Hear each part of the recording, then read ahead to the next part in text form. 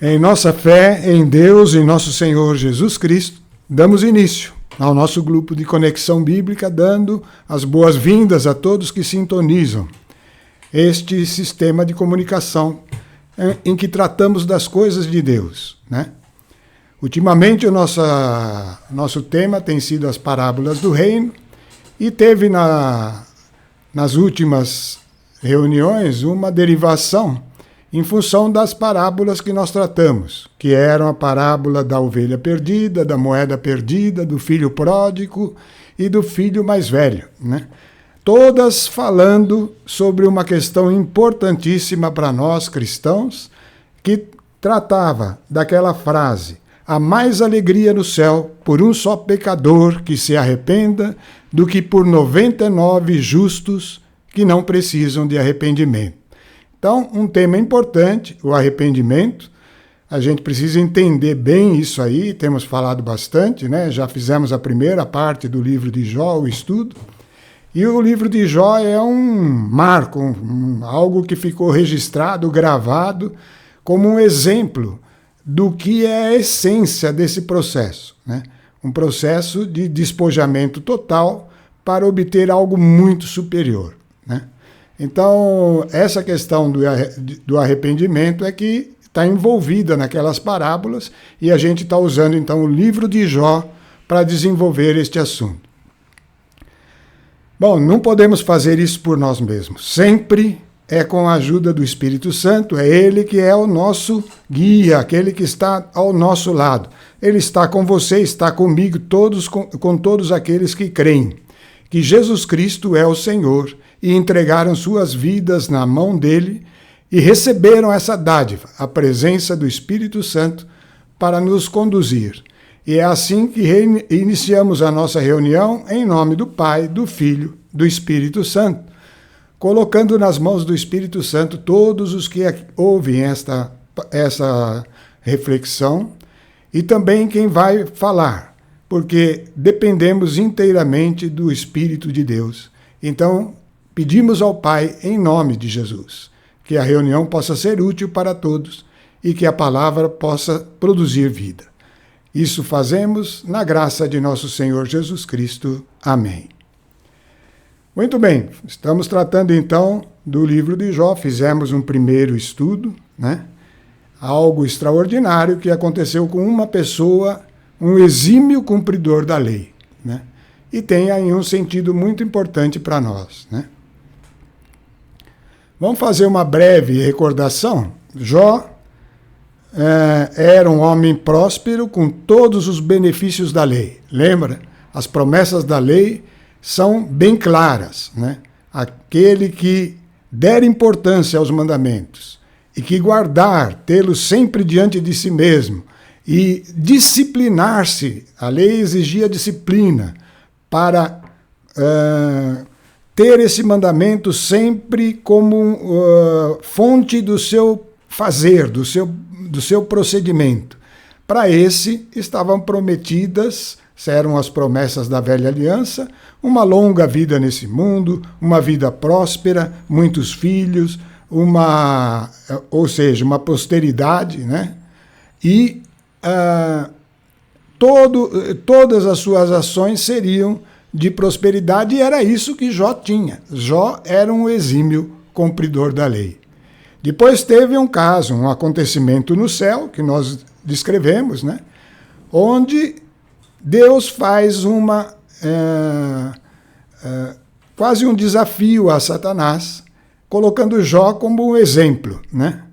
E Satanás retruca. Então, a isso tudo nós tratamos na última vez, e então Jó fica exposto à ação de Satanás para perder tudo que ele tinha de bens, a família quase completamente, com exceção da mulher, né? E depois, então, a própria carne. Ele teve uma doença que atingia o corpo totalmente e ficou num estado lamentável. E aí recebeu a visita de 3 amigos, também cumpridores da lei, né? E esses amigos começaram a discutir com Jó. Essa discussão foi longa, né? E em cada passo Jó mantinha a sua convicção de que ele tinha cumprido verdadeiramente a lei, enquanto os amigos falavam, não é possível, você pecou, né?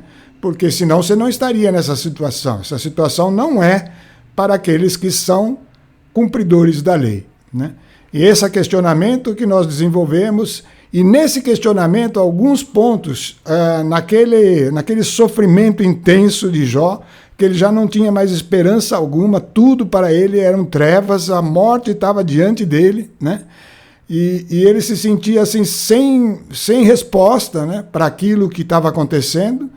Ele chegou a algumas conclusões, né? Uma delas é essa que está aí na tela, nós falamos já sobre ela, mas vamos gravar um pouquinho, né? Ele se dirige a Deus, dizendo: ele não é humano como eu, a quem possa responder, com quem eu possa comparecer em justiça, pois não há entre nós um árbitro. Então, olha só o anseio que surgiu no coração de Jó. Não tem um árbitro, não tem alguém que ponha a sua mão sobre mim e sobre ele, né? E então, ele clamou isso. Hoje nós sabemos que isso era um propósito de Deus. Deus sabia que, por si só, mesmo com a lei, com o esforço, com a disciplina, o homem não chegaria ao objetivo de Deus. Ele precisaria de alguém que colocasse a mão no ombro dessa pessoa e no ombro de Deus, que fizesse isso. E foi assim que Jesus veio ao mundo, para ser como um de nós, ser irmão nosso, assim, em perspectiva, né? Em potencial, e depois filho de Deus, né? Então, esse processo que Jesus inaugurou, tornando-se o caminho que leva ao Pai, é esse processo que Jó havia clamado. Outro clamor de Jó era uma resposta. Os amigos desconfiavam que ele tivesse pecado, mas ele insistia e pedia: em lugar de me condenar, direi a Deus, mostra-me por que razão me tratas assim. Muitas vezes o cristão vai precisar ter essa iniciativa, porque a gente acha que está fazendo tudo certo e começa a ter entraves, situações de correção.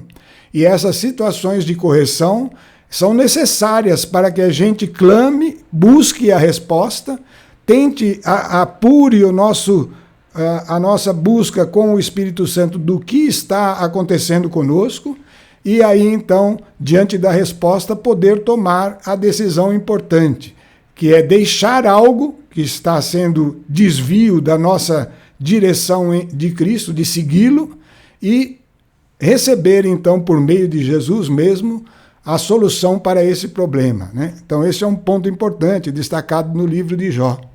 Outro aspecto é que naquela situação lamentável que ele estava, naquela situação de morte iminente, né? Ele sentiu uma necessidade que não tinha ainda sido revelada para todos aqueles que estavam na lei. Alguns já tinham esse sentido, mas a maioria não, que era a questão da ressurreição, né? E ele clama isso: quem me dera me escondesses na região dos mortos, ao abrigo, até que sua cólera tivesse passado, e fixasses um limite em que te lembrasses de mim. Então, esse limite foi estabelecido. Nós morremos, mas por um determinado tempo, o tempo é uma coisa variável, né, de quem está vivo e quem está morto, mas existe a promessa da ressurreição para aqueles que morrem em Cristo. Então esse foi um dos clamores. Outro clamor, o clamor do sangue, né? Jó insistia, né, continuamente: entretanto não há violência em minhas mãos, a minha oração é pura. E aí ele fez esse clamor: ó terra, não cubras o meu sangue, que o seu grito não seja sufocado pela tumba. Então nós explicamos que o sangue é um símbolo da vida em toda a velha aliança, né? E sem derramamento de sangue não há purificação de pecado. Tanto é que Jesus mesmo veio dar o seu sangue. E é um sangue que clama mais do que o sangue de Abel. Então Jó deixou o seu sangue como um grito, né? E ele falava, ele sentia isso. Desde já há eu tenho desde já uma testemunha no céu, um defensor nas alturas. Ele nem sabia o quê, mas algo dentro dele falava isso. E esse defensor era Jesus, que ia derramar o seu sangue por nós, em resposta ao clamor do sangue daqueles que buscavam essa possibilidade da eternidade, da vida eterna, né? E depois, então, Jó voltou a num outro momento de todo esse evento acontecido com os amigos, né? Ele dirigiu-se novamente a Deus, dizendo: compadecei-vos de mim, ao menos vós, que isso na verdade era para os amigos, né? Compadecei-vos de mim, ao menos vós que sois meus amigos, pois a mão de Deus me feriu. E aí ele começa a falar uma frase que mostra a importância desse livro, né?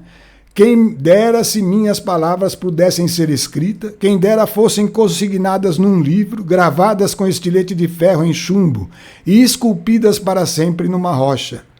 Eu sei que meu vingador está vivo, novamente ele confirma isso, que seria aquele Filho de Deus que viria em nosso favor, Jesus Cristo, né? E que aparecerá, e finalmente sobre a terra.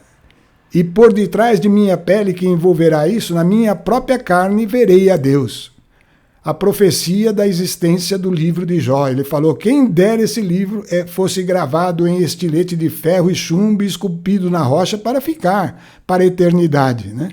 E esse livro tem um sentido importantíssimo para a nova aliança e que nós precisamos assimilar, né? E foi assim que terminamos a primeira parte. Nós não tratamos de dois aspectos também de sabedoria que Jó levantou, que é o capítulo 21 e 24. E os questionamentos desses capítulos são sobre a prosperidade dos maus e sobre o sofrimento de alguns desafortunados. Este capítulo a gente vai tratar quando falar da parábola do rico e do Lázaro. E foi assim que encerramos a primeira parte. Então, vamos lá para a segunda parte. Aí continuavam os debates, tá? Entre Jó e os amigos dele. São os últimos. É lógico que eu tenho que lembrar, hein? O livro tem 41 capítulos, é muito maior do que tudo isso que nós temos passado, e a gente está pegando tópicos que chamam a atenção para ter uma visão geral, né? Então, no capítulo 22, de Jó que está falando, não, aliás, do livro de Jó, Elifaz que está falando, Elifaz de Temã, tomou a palavra nesses termos. Pode o homem ser útil a Deus? O sábio só é útil a si mesmo. De que serve para o Todo-Poderoso que você seja justo? Está falando para Jó. Tem ele interesse em teu proceder seja íntegro? É por causa de tua piedade que ele te pune e entra contigo em juízo? Não é enorme a tua malícia e não são inumeráveis as tuas iniquidades? Então, novamente, eles continuavam insistindo, deve haver uma iniquidade, uma malícia em Jó, né? E aí a solução, sempre era a solução da lei. Reconcilia-te, pois, com Deus e faze as pazes com ele. É assim que te será de novo dada a felicidade. A lei prometia essa felicidade. Então, se ele não estava tendo, alguma coisa estava acontecendo, né?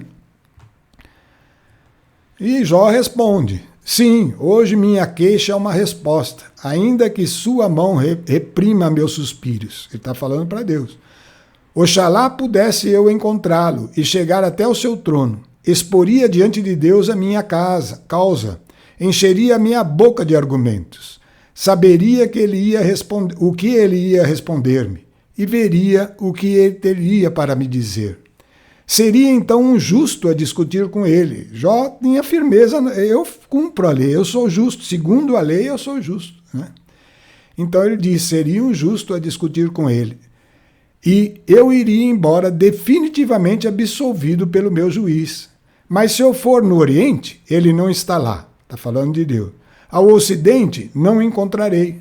Se o procuro no Norte, não o vejo. Se me volto para o Sul, não o descubro. Então ele se sentia assim, com quem eu posso recorrer? Foi aí que ele clamou muitas vezes e concluiu que precisava de alguém que unisse esse ser frágil que é o homem ao próprio Deus, né? Contudo, ele conhece meu caminho. Se me põe em prova, dela sairei puro como ouro. Ele continuava insistindo, meus pés seguirão os seus traços. Guardei o seu caminho sem me desviar, não me afastei dos preceitos de seus lábios. Olha como ele tinha certeza que cumpria a lei. Guardei no meu íntimo as palavras de sua boca, que era o que a lei mandava, né? Ele decidiu alguma coisa. Quem o fará voltar atrás? Aí, continuando os debates, um dos amigos de Jó, Bildade, respondeu: seria justo o homem diante de Deus? Seria puro aquele que nasce da mulher? Se até mesmo a lua não brilha, as estrelas não... Se até mesmo a lua não brilha, as estrelas não são puras a seus olhos, quanto menos o homem, esse verme, e o filho do homem, esse vermezinho. Então, o Bildade já usou nessa ocasião, uma das poucas em que ele usou algo um pouco diferente. Ele não acusou diretamente Jó, mas ele disse que talvez não haja homem algum justo diante de Deus, mesmo aquele que cumpre a lei, né? Deixou isso em aberto. Bom, a partir daí, Jó começa uma descrição do seu proceder e de o porquê que ele se julgava justo. Porque que ele fazia tudo o que era o princípio que estava por trás da lei, né? Então ele vai mostrar como era o seu proceder. E isso ele faz em 6 capítulos, capítulo 26 até o capítulo 31 do livro de Jó. São 6 capítulos. Então, novamente, só vou pegar alguns aspectos, né? Mas para a gente ver quão reto era o proceder dele dentro da lei. Guardem isso porque a gente costuma ir tendendo para a lei, e realmente a lei é boa, a lei é correta, Deus definiu, é a vontade de Deus, mas tem algo por trás que nós precisamos ficar conscientes disso. Então, vamos ver como era o proceder de Jó. Como tens, ele está falando, dirigindo essa frase agora aos amigos ali que estavam com ele. Como tens ajudado bem o fraco e socorrido o braço sem vigor? Ele dá uma exclamação, né? Como sabes aconselhar o ignorante e dar mostras de abundante sabedoria? A quem diriges esse discurso? Falou para os amigos dele. Esses discursos que você tem feito, para quem você está dirigindo? E ele estava dizendo: vocês não estão olhando para quem vocês estão dirigindo. Eu sei de tudo isso que vocês falam, né? E aí ele volta para Deus. Pelo Deus vivo que me recusa a justiça, pelo Todo-Poderoso que enche minha alma de amargura, enquanto em mim restar alento e o sopro de Deus passar por minhas narinas, meus lábios não falarão maldade. Eu cumpro a lei, eu não vou fazer o mal. E a minha língua não proferirá mentiras. Não, a lei falava, não mentirás, né? Longe de mim dar-vos razões. Mas ele não ia dar razão, porque ele estava impuro diante de Deus. Até meu último suspiro defenderei minha inocência. Mantenho firme minha justiça, não a abandonarei. Ele estava disposto a não abandonar, mesmo perdendo tudo. Ele ia continuar cumprindo a lei.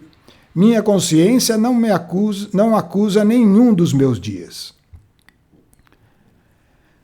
E aí ele começa a falar exemplos do que é a palavra de Deus, da importância da sabedoria que ela contém.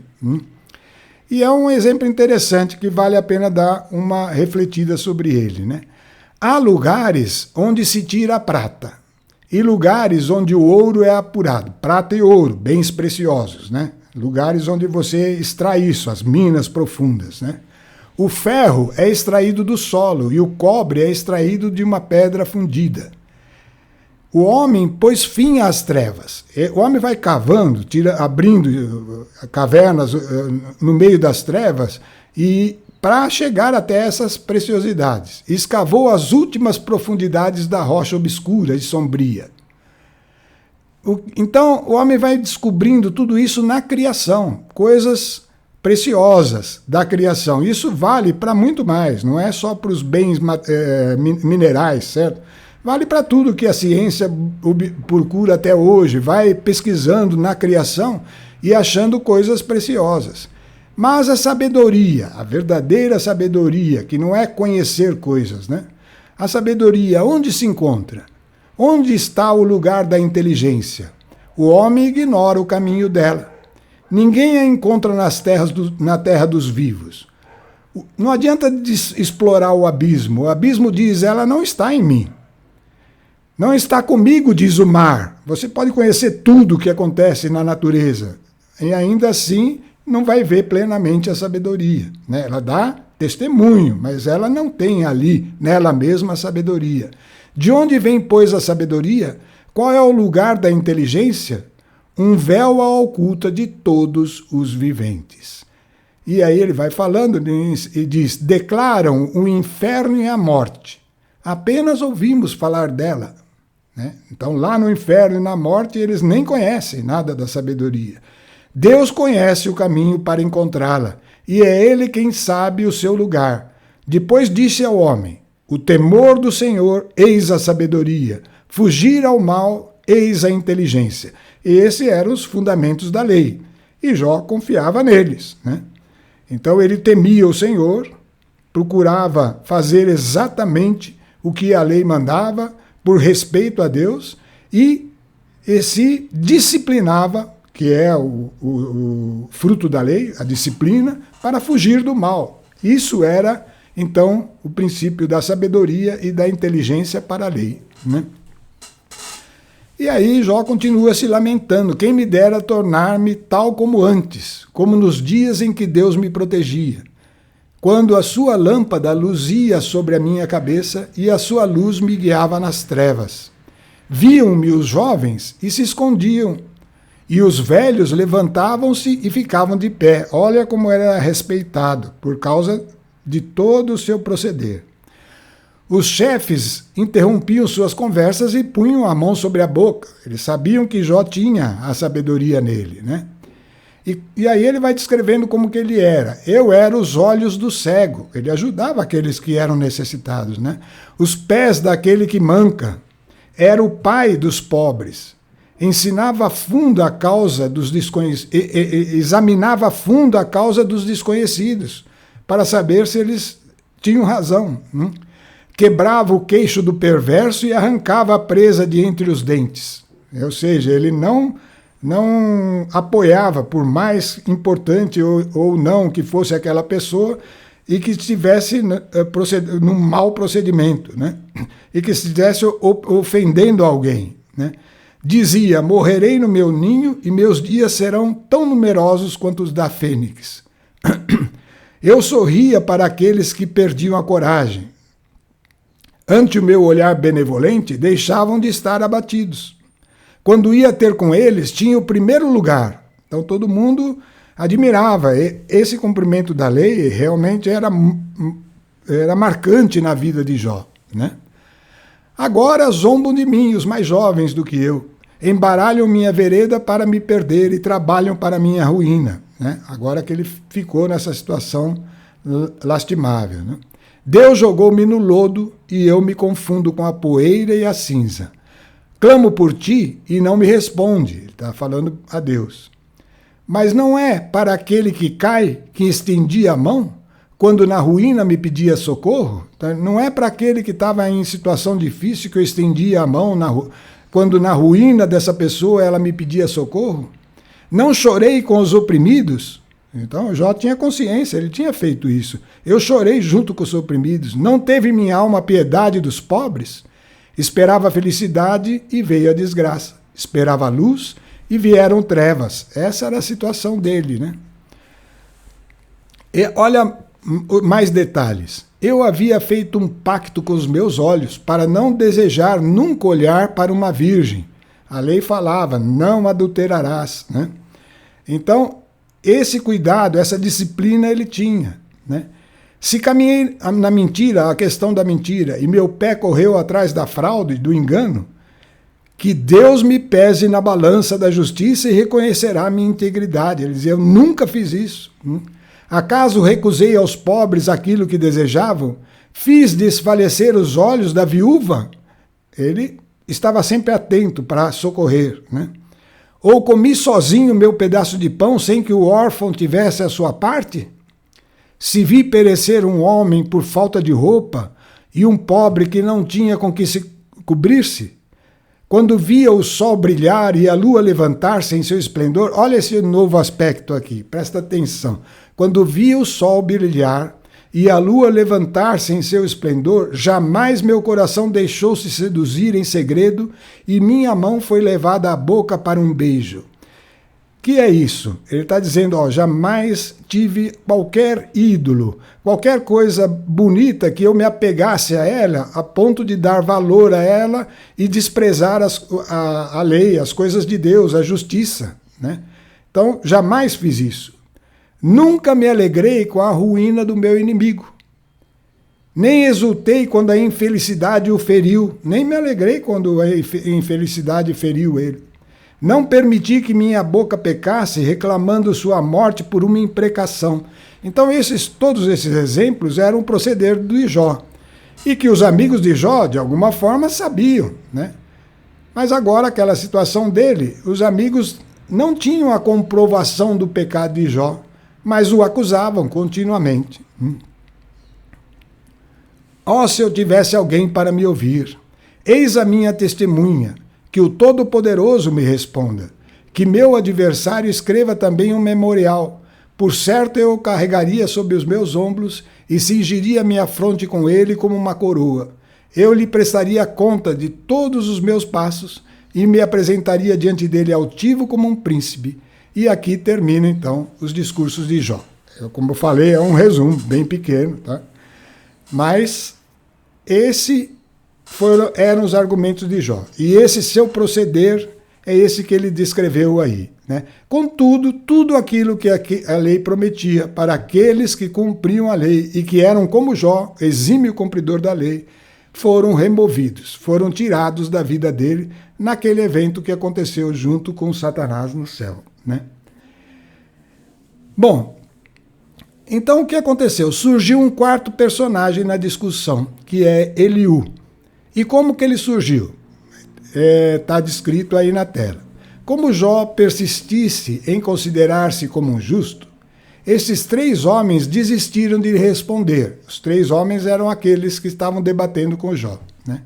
Então se inflamou a cólera de Eliú, filho de Baraquel, de Bus, da família de Ram. Então você vê que cada personagem é bem definido, né? É uma pessoa que realmente estava ali, né? Sua cólera inflamou-se contra Jó, por este pretender justificar-se perante Deus. Inflamou-se também contra os 3 amigos, por não terem achado resposta conveniente, dando assim a culpa a Deus.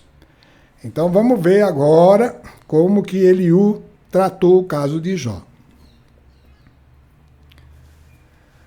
Então, é também um resumo, né? São muitos capítulos, vai do 32 ao 37, eu vou pegar alguns aspectos, por exemplo, peguei um do 33, né? E agora Jó ouve as minhas palavras e atende aos meus discursos, né? Pois dissestes aos meus ouvidos, eu ouvi estas palavras, sou puro, sem pecado, sou limpo, não há culpa em mim. É ele que inventa pretextos contra mim e considera-me seu inimigo. Prendeu os meus pés no cepo e vigiou todos os meus passos. Responderei que nisto foste injusto, pois Deus é maior que o ser humano. Então, veja esse argumento de Eliú um pouco diferente. Ele não falou que Jó era injusto no seu proceder, nem naquilo que ele tinha cumprido da lei. Mas uma coisa ele afirmou, né? Você foi injusto em considerar que Deus está cometendo uma injustiça com você. Talvez seja algo que a gente não possa entender agora, mas não há injustiça em Deus. Então essa era a firmeza de Eliú. Não há. Se bem que os outros amigos também achavam isso. Só que acusavam Jó. Eliú não acusou. Ele deixa essa possibilidade de que haja algo que nós não conseguimos ver. Nem você, nem eu, falando para Jó, né? Pois Deus não é injusto, o Todo-Poderoso não falseia o direito. Porque aí ele dá um argumento interessante. Quem lhe confiou a administração da terra? Quem lhe entregou o universo? Tudo isso que está aí, né? Que cada dia mais a gente se aprofunda nos mistérios, né? Quem entregou a Deus tudo isso? Se lhe retomasse o sopro, se ele tirasse a essência da criação, se lhe retirasse o alento, toda a carne expiaria no mesmo instante e o homem voltaria ao pó. Portanto, se aquele que criou todas estas coisas e esse mecanismo tão complexo, né? E que funciona a partir dele, se houver injustiça nele, então tudo isso não tem sentido e não estaria aí, né? Então esse é o argumento de Eliú. Quando dizes, aí ele levanta outro aspecto. Para que me serve isso? Qual é a minha vantagem em não pecar? Pois vou responder-te. E aí é uma resposta também interessante para refletir. Lá no final a gente vai chegar a algumas conclusões, né? Vou responder-te, a ti e a teus amigos. Isso vale para os teus amigos. Contempla os céus e observa as nuvens. É um exemplo, parece até meio simples, simplório, né? Mas tem um sentido por trás. Contempla o céu e observa as nuvens. Vê como são mais altas do que tu. Se você peca, que dano você causa para as nuvens? A nuvem nem tá ligando para o que você está fazendo, né? Se multiplica tuas faltas, que mal lhes fazes? Se é justo, que vantagem lhe dás? Então não tem nenhuma vantagem para aquele que está acima de tudo o seu proceder. Ou que recebe ele de tua mão? Tua maldade só prejudica o homem. Isso sim, se você é mau, você prejudica o teu semelhante, o homem teu semelhante. E tua justiça também só diz respeito ao ser humano. Não muda aquilo que está muito acima. Deus é grande demais para que o possamos conhecer. O número de seus anos é incalculável, né? E aí eu terminei os discursos de Eliú com este aspecto do 37º capítulo. Escuta isso, Jó. Pare e considera as maravilhas de Deus. Sabes como Deus as opera e faz brilhar o relâmpago de sua nuvem? Conheces a lei do equilíbrio das nuvens e o milagre daquele cuja ciência é infinita? Por que são quentes as tuas vestes quando repousa a terra ao sol do meio-dia? Saberás como ele estender as nuvens e torná-las sólidas como um espelho de metal fundido? Dá-me a conhecer o que lhe diremos. Mergulhado em nossas trevas, só sabemos objetar. Que os homens, pois, o reverenciem. Ele não olha aqueles que se julgam sábios. Bom, então Eliú fez um debate com Jó um pouco diferente dos outros três. Os outros três o acusavam, Eliú não falou do procedimento de Jó, mas falou da grandiosidade de Deus, que está acima. Algo superior deve estar acontecendo, né? E a gente não vê, nem Eliú via, nem Jó via, mas ele levantava essa possibilidade. E foi justamente esse discurso semelhante ao de Eliú, que por sinal, uma curiosidade aqui, isso não é para levar a sério, tá? Eu acho que quem registrou o livro de Jó foi alguém que acompanhou desde o início todas as conversas, né? E que teve aquela revelação do acontecido no céu e que provavelmente foi Eliú. Isso é uma coisa que não tem nenhum fundamento bíblico para dizer, eu estou falando da minha parte. Mas é uma curiosidade apenas, né? Porque alguém escreveu, né? E isso ficou registrado para a eternidade. Então, nesse momento começa uma tempestade. Uma tempestade lá onde estavam os quatro e o Jó, né? E o capítulo 38 começa assim. Então, no seio da tempestade, o Senhor deu a Jó essa resposta. Quem é este que obscurece a providência com discursos sem sentido? Cinge os teus rins como um valente, vou interrogar-te, e tu me responderás. Então, aí começa o primeiro discurso de Deus. E é interessante esse discurso dentro desta linha que nós estamos entendendo agora esse acontecimento do Jó, né? São 2 capítulos do primeiro discurso, o 38 e o 39. E são 41 mais 30, 71 versículos, que é um discurso de Deus. E nesses 71 versículos, 37 deles são perguntas sobre a sabedoria, usando os aspectos da criação. Então, isso é uma coisa para a gente refletir. A criação revela coisas de Deus, ou pelo menos a complexidade e a perfeição de Deus, mesmo com todas as suas as coisas que ela, às vezes, coisas chocantes que acontecem ali, e as coisas belas também e maravilhosas que tem na criação, né? Mas elas revelam coisas que nem Eliú estava falando, que estão que a origem daquilo não pode ter sido um acidente, como muitos acreditam, certo? Não pode ter sido uma coisa casual, de estatística. Tem que ter alguém por trás com uma sabedoria absurda, porque tudo é movido por uma enorme sabedoria, uma infinita sabedoria, vamos dizer assim, né? Então, Deus faz esse discurso chamando Jó ao seguinte: você sabe por que acontece isso, nessa pequenininha coisa aqui? Por que acontece aquilo naquele outro aspecto? Se você ler lá o capítulo 38 e 39, ele vai fazer. Você sabe, essa pergunta você sabe, está falando da sabedoria. Você tem sabedoria para entender isso? Né? Então é um questionamento. Já que você se julga tão certo, será que não tem algo maior? Né? E é assim que que transcorre o primeiro discurso de Deus. E depois ele termina esse discurso dizendo: aquele que disputa com o Todo-Poderoso, apresente suas críticas em cima do que você vê ao seu redor. Aquele que discute com Deus, responda. Né? Então, o primeiro discurso de Deus está aí, é algo ligado só à criação, se você ler lá vai ver, né? Perguntando se nós já sabemos. Na verdade, o homem, ele vai descobrindo as coisas através da criação. É uma descoberta, ele vai vendo algo que já estava ali.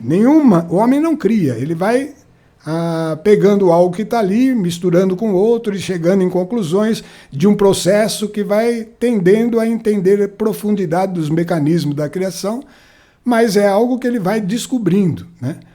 E o grande erro do homem aí, que eu quero deixar aqui, é não ver que essa sabedoria é algo grandioso demais, e segundo, não ver que por trás dela está o próprio Deus. E, portanto, começa a pegar a glória da descoberta para si mesmo, né? E então começa a orgulhar-se daquilo que o homem descobre, destas coisas tantas que a ciência vem descobrindo. A ciência não faz nada de errado, ela simplesmente vai vendo o que está lá. O problema é para quem ela dá a glória.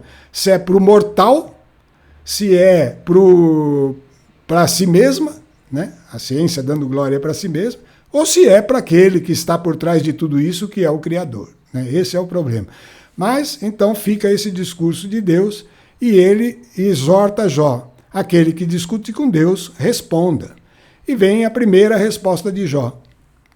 Jó, lá no capítulo 40, Jó respondeu ao Senhor nesses termos: leviano como sou, que posso responder-te? Ponho a minha mão sobre a boca. Falei uma vez e não repetirei, 2 vezes e nada acrescentarei.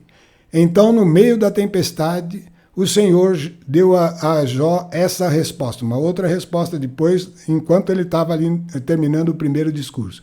Cinge os teus rins como um valente, vou interrogar-te e tu me responderás. Então, a primeira resposta de Jó, ele ficou pasmo, não sabia o que dizer, e não repetirá mais aquilo que ele vinha dizendo, né? E nada vai acrescentar. Então Deus o interroga novamente no segundo discurso. Segundo discurso de Deus, se o primeiro, o foco era a sabedoria, o segundo discurso, o foco será o poder, né? Então, no seio da tempestade, o Senhor deu a Jó essa resposta: cinge os teus rins como um homem, vou interrogar-te e tu me responderás. E aí é o capítulo 40, o segundo discurso de Deus. Né? Ele tem 33 mais 25, 58 versículos. Né? E são 13 perguntas sobre o poder, usando o quê?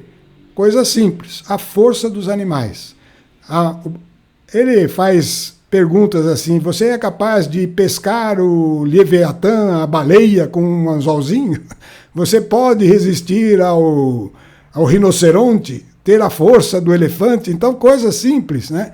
Mas que mostram o poder daquele que criou os mecanismos mais poderosos de vida e o material, né? De força material humana. E essas perguntas são sempre ligadas ao poder. Na verdade, o que Deus quer mostrar nos dois discursos é a onisciência dele, que é a sabedoria plena, e a onipotência dele, que é o poder acima de tudo. Esses dois aspectos revelam Deus. E aí, então, vem a segunda resposta de Jó, que é fundamental, que é o sentido do livro. Tá? Segunda resposta de Jó. Jó respondeu ao Senhor nesses termos: sei que podes, ó poder, sei que podes tudo, e que nada te é impossível. Quem é esse? E aí Jó usa a palavra que Deus falou para ele, ó, a frase que Deus falou para ele. Ele repete diante de Deus. Quem é esse, que era ele mesmo, né, que obscurece assim a providência com discursos ininteligíveis? E aí ele continua: por isso que falei, sem compreendê-las, maravilhas que me superam, que não conheço. Escuta-me. E aí ele repete a frase dele mesmo, quando ele falou para Deus: escuta-me, deixa-me falar, vou interrogar-te e tu me responderás. Aí ele acrescenta: meus ouvidos ouviram falar de Deus. Mas aí vem a frase que eu queria destacar: agora meus próprios olhos te viram. É por isso que me retrato e me arrependo. Olha aí o sentido do livro, o arrependimento. Reconhecer e arrepender-se. Me retrato, reconheço e me arrependo no pó e na cinza. Vamos explorar um pouquinho isso aí? Vamos deixar essa tela aí na nossa frente, né? O que está escrito aí chamando a atenção? Meus próprios olhos te viram. Antes eu escutava falar de ti, mas agora meus olhos te viram. É por isso que me retrato e arrependo no pó e na cinza. Vamos refletir um pouquinho sobre isso? A lei era algo ligado ao nosso procedimento, né, ao nosso fazer, onde o homem se disciplinava, e Jó foi o mais exímio cumpridor da lei. Teve outros heróis, maiores talvez do que ele, mas não no proceder da lei, talvez num processo de conhecimento, de sabedoria, das coisas do alto. Né? Outros heróis da fé, mas Jó foi o perfeito cumpridor da lei. Tá? E ele cumpriu toda a lei. Mas agora fica a lição para nós. Vamos supor alguém que cumpriu toda a lei. Esse alguém era Jó, ou você mesmo, qualquer pessoa que queira ser justo, perfeitamente. Né? A hora que ele se confronta diante de Deus, que ele chegou diante de Deus, ele vai estar exposto a uma sensação que ele não esperava. Ele vai estar diante de um fato inédito, que ele não julgava possível, que é ver-se totalmente desprezível diante daquele que agora chegou na presença dele. Totalmente impuro, vamos dizer assim. Tá? Por isso é que ele, que se julgava perfeitamente justo, porque cumpria a lei, ele viu que ele tinha todo um processo completo de arrependimento e de renovação necessário para conformar-se àquilo que agora ele via, aquilo que agora ele viu. Tá? Então, essa é a grande lição do livro de Jó. Esse livro está registrado para que nós saibamos disso. Porque uma vez eu falei, né, nessas parábolas, e era por causa disso mesmo, deste assunto, né, que é necessário para nós vermos a Deus. É essencial que a gente veja a Deus. Mas aí você vai me falar, mas como isso? Como isso é possível? Mas né? Vamos antes terminar o livro de Jó com essa questão. Depois que o Senhor acabou de dirigir estas palavras a Jó, disse a Elifaz de Temã: estou irado contra ti e contra teus dois amigos, porque não falastes corretamente de mim. Elifaz era o que encabeçava os 3 amigos de Jó, né? E os outros 2, Deus estava falando que estava irado com ele. Porque não falastes corretamente de mim como Jó, meu servo. Então tem uma diferença de Jó referir-se a Deus, dos 3 amigos referirem-se a Deus, tá? Tomai, pois, 7 touros e 7 carneiros, e vinde ter com meu servo Jó. Oferecei-os por vós em holocausto, e meu servo Jó intercederá por vós. Em consideração a ele que não vos infligirei ignomínias, por não teres falado bem de mim, como Jó, meu servo. Aí surge uma surpresa para nós. Como? Mas Jó acusava Deus de tantas coisas e os amigos defendiam. Como que Jó falou mais bem de Deus do que eles, né? Mas sabe o que acontecia ali? Eles eram meio levianos na questão da lei. Eles conheciam Jó, sabiam que Jó cumpria a lei. Eles deviam estar com o mesmo questionamento, né? E, no entanto, não. Eles usavam assim, passaram por uma abstração muito rápida. Falaram, não, o Jó pecou e acabou, não preciso de prova, ele pecou, né? E não pode. Isso é achar que Deus pode estar agindo por algo que você não tem, não é comprovado, né? Enquanto Jó não. Jó estava num caminho mais de justiça, porque ele sabia que tinha cumprido a lei e insistia em ter os méritos da lei, que eram as promessas, né? Então, Jó confiava na promessa. Os 3 não estavam tendo uma base forte para confirmar o que estava acontecendo com Jó, e achavam que tudo bem, era só porque Jó tinha pecado, né? Sem ter a comprovação desse pecado. Jó, em sua insistência, demonstrou valorizar mais a palavra da lei do que seus amigos que a utilizavam para acusar Jó, sem comprovação da própria convicção, né? Eles não tinham comprovação. Se eles valorizassem a palavra, eles iam ver, mas, espera aí, quando que Jó pecou? Como que aconteceu isso? Porque a palavra está lá, né? Então, ele deve ter pecado e eu preciso da comprovação. E Jó não tinha comprovação, porque para ele tinha cumprido exatamente a lei. E os amigos deles também deveriam usar a prudência que Eliú usou, né? Deve ser algo que nós não entendemos. Desde que Jó não tenha falhado, então deve ser algo maior, né? E isso que foi a questão. Enquanto Jó rezava por seus amigos, o Senhor o restabeleceu de novo em seu primeiro estado e lhe tornou em dobro tudo quanto tinha possuído. Aqui a essência do livro. O que aconteceu no momento em que Jó reconheceu e arrependeu-se no pó e na cinza, né? Aconteceu algo com ele que justificou uma nova situação.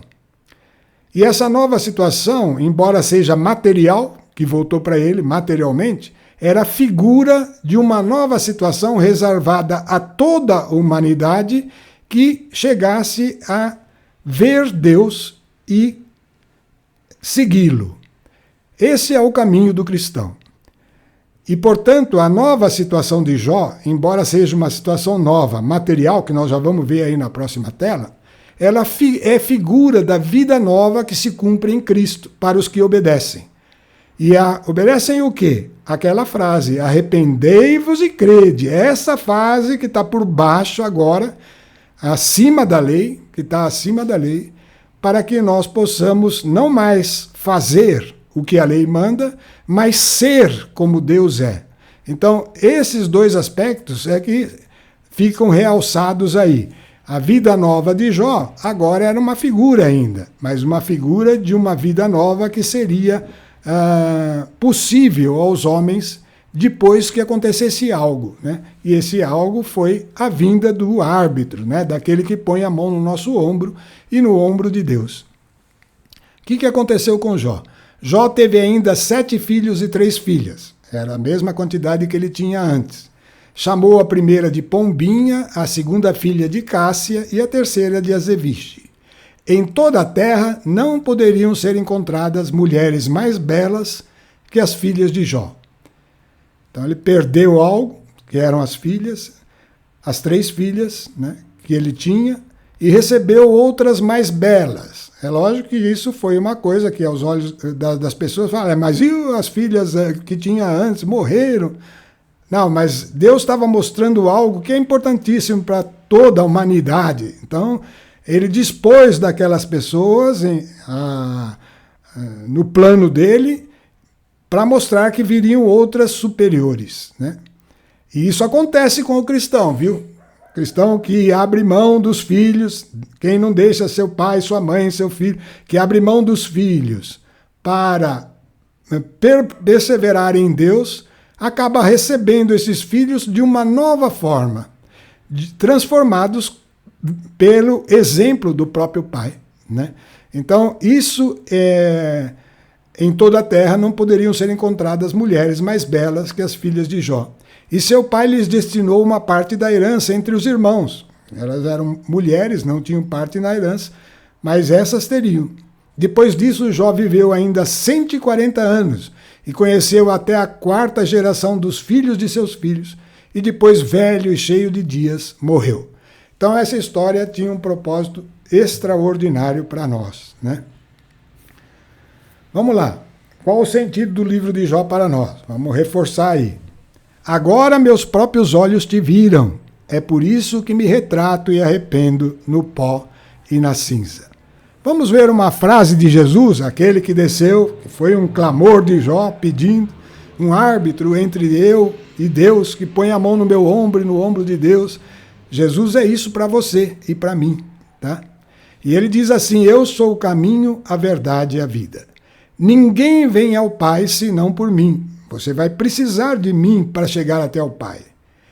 Mas olha, quem me vê, vê o Pai. Então nós precisamos aprender a ver Jesus e ver o Pai. Isso é o discipulado da vida do cristão. Ele vai ter que seguir Jesus.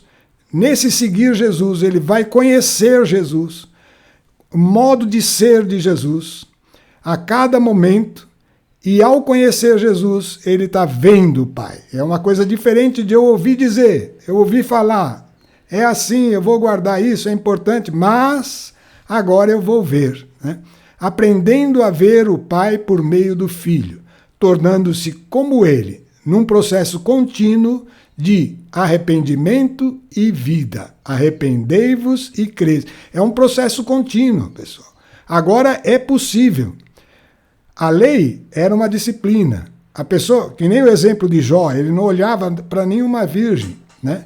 Por quê? Porque ele sabia que se olhasse, a concupiscência dentro dele se movia, se manifestava, né? Mas ele era disciplinado, não fazia aquilo, tá?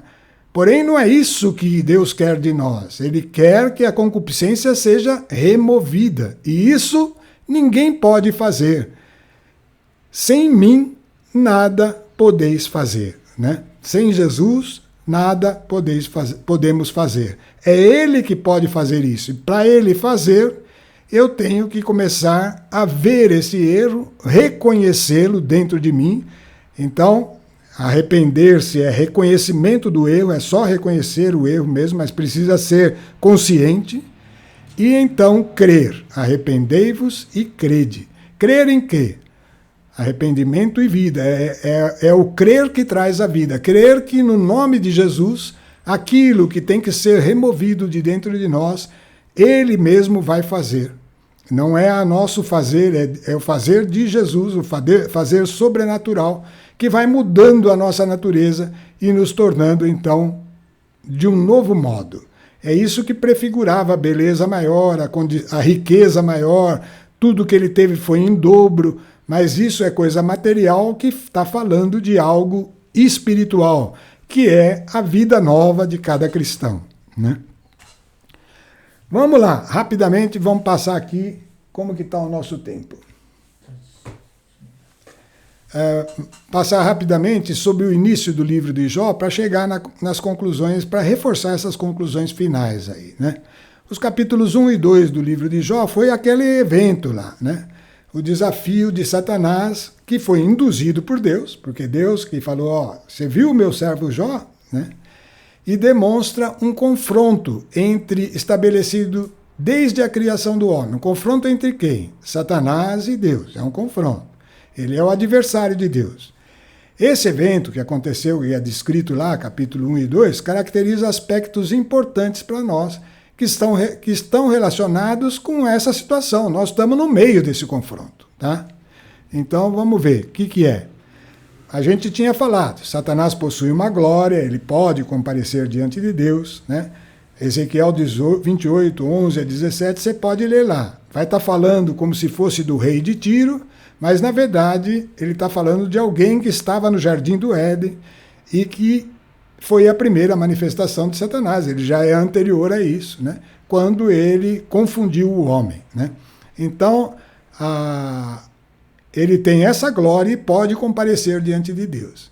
E como que ele faz isso? Agindo dentro de um critério de legalidade, né? Ele não faz aquilo que não é consentido por Deus, como ele fez com Jó, mediante o consentimento, ou consentido pela autoridade que é o homem. O homem é a autoridade em si mesmo. Deus não toca nessa autoridade do homem, que é o poder de decisão. E quando nós decidimos por Satanás, como Adão decidiu, ele então pode agir. Tá? Isso precisa ficar claro para você que está ouvindo. Tá? Porque é assim que nós precisamos ter aquela frase de Jó, mostra-me por que está acontecendo isso comigo. Pedindo para Deus. Porque talvez, sem perceber, nós estamos dando consentimento a Satanás em algumas coisas em nossa vida. Esse é um aspecto importante na vida do cristão. Descobrir o que tem sido oportunidade de Satanás agir através de você ou contra você. Tá? Então ele age por um critério de legalidade. O objetivo. Qual é o objetivo de Satanás? Caracterizar e comprovar uma falha no plano de Deus. Se ele fizer isso, ele teve sucesso. E o plano de Deus é o quê? Façamos o homem a nossa imagem e semelhança. Esse homem que vai ter imagem e semelhança de Deus é aquele que vai sendo transformado na imagem e semelhança. Por isso que é preciso ver. E semelhança é preciso ser, né? Então, façamos o homem a nossa imagem. Então, não é um plano qualquer. É um plano absurdamente extraordinário. Vai pegar um ser como nós, criado no meio dessa natureza, que tem poder de decisão, e levá-lo à sua imagem e semelhança. Né? O método.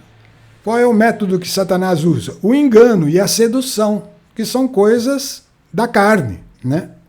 Para demonstrar que o homem não é capaz de deixar tudo. Está vendo como que é preciso querer mudar completamente? É uma mudança. Jó era perfeito na lei, no entanto ele precisava mudar tudo interiormente, porque a lei tem que ir além do fazer e tornar-se o ser, né? O engano e a sedução é o mecanismo para evitar isso. Ele começa a pôr verdades falsas, né? Que é o engano.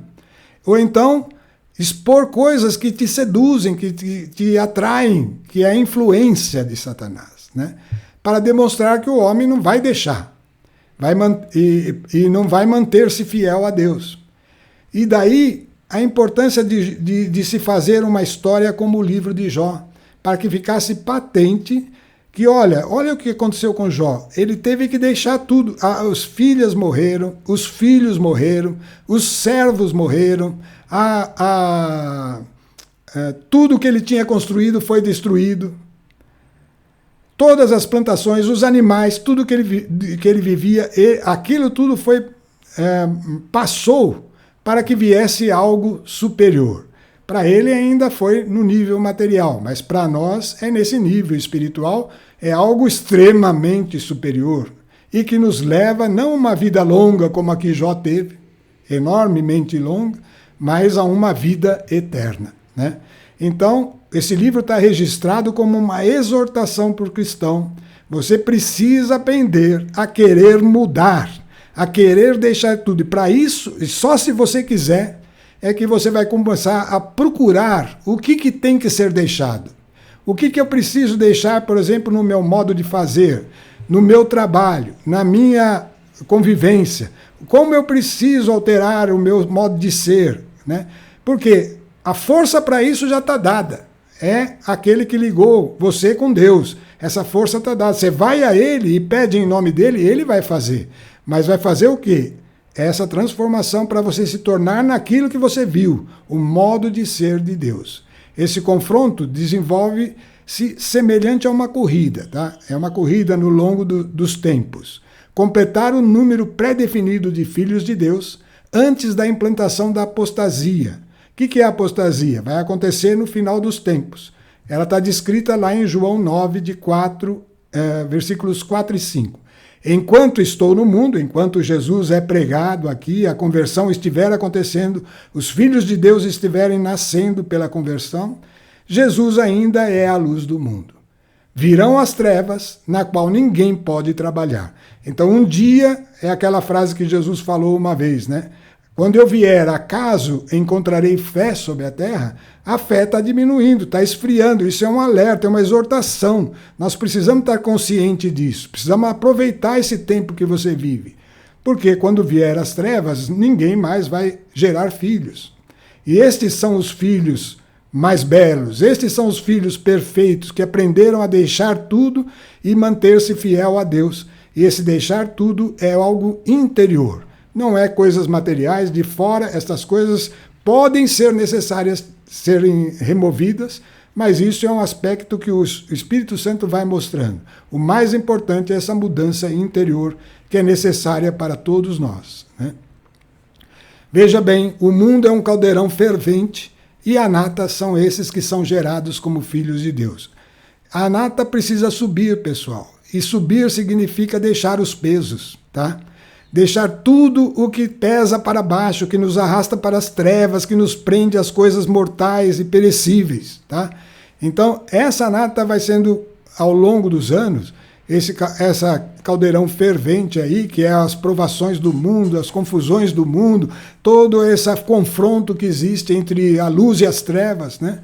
Nesse confronto, nós precisamos nos refinar pelo discipulado, seguindo Jesus, através da palavra, da Bíblia. Você tem a Bíblia com você, você precisa aprofundar-se nela. É ela que revela a visão de Deus, né? E você vai ser refinado na medida que orar, que pedir, andando e assim tornando-se leve. A figura de Jesus andar sobre as águas não era para mostrar que ele era o bacana, consegue andar sobre as águas, faço coisa que os outros não fazem, é uma mágica. Não, é um sentido real. Nós precisamos estar acima das circunstâncias. As circunstâncias é a nossa vida nesse mundo. Elas não podem pesar sobre nós. Nós temos que estar livres a ponto de estar disposto a deixar qualquer coisa, a andar flutuando na confiança da presença do Espírito, né? Essa disposição para deixar tem que ser uma continuidade de nós. Olha o degrau para a subida do monte de Deus, do Monte Horebe, onde Deus se revela. O degrau para subir é reconhecer o erro e crer que Jesus te muda. Você sobe um degrau, reconhece outro erro e crê que Jesus te muda. Subiu o segundo degrau e é assim que subimos no Monte Santo. Então, a nossa ensinamento, que está baseado no livro de Jó e naquelas parábolas, há mais alegria no céu por um pecador que se arrepende do que por 99 justos que não precisam de arrependimento. Jó não precisava de arrependimento, até que ele viu Deus. E nós precisamos saber que a cada passo há algo ainda por crescer. E precisamos buscar até que reconheçamos e então crer. Crer que Jesus faz. E aí estamos subindo passo a passo no lugar alto, no lugar da presença de Deus. Então, espero que você tenha entendido tudo isso que nós falamos. É muito rápido para falar, mas é importante para deixar aqui. E eu também preciso guardar isso para mim. E é nesse sentido que fazemos a nossa oração de encerramento. Senhor, permita que nós possamos ver Jesus a cada dia, pela palavra, pelo verbo, Senhor, que está aí diante de nós. E tenhamos, com o auxílio do Espírito Santo, a revelação desse verbo, dessas letras, Senhor, em vida, para que nós possamos reconhecer aquilo que não somos e obter por meio de Jesus Cristo aquilo que somos. Essa é a nossa prece. Em nome de nosso Senhor Jesus Cristo. Amém.